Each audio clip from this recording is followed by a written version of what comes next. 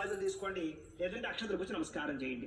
ఓం క్షుప్పి భాషామలాంజ్యేష్టామ లక్ష్మీర్నాశయామ్యహం అభో తపసబుద్ధం చ సర్వారుణత మేగ్రహాత్ శ్రీ వరలక్ష్మీపురాంబికాదేవి నమః. కంచుకం సమర్పయామి, అమ్మవారి దగ్గర వేసేసేయండి. ఒకవేళ గాజులుంటే అమ్మవారి దగ్గర చూపించి అవి కూడా పక్కన పెట్టేసుకోండి. కంచుకం సమర్పయామి. ఈసారి ఒక పుష్పం గంధంలో ముంచి అమ్మవారి దగ్గర వేసేసేయండి. గంధద్వారాంధరాదర్శ నిత్యపష్టాంకరేషణే ఈశ్వరేకం సర్వభూతానాం తామిహపయే శ్రీయం శ్రీ వరలక్ష్మీపురాంబికాదేవి నమః. శ్రీ చందనం సమర్పయామి.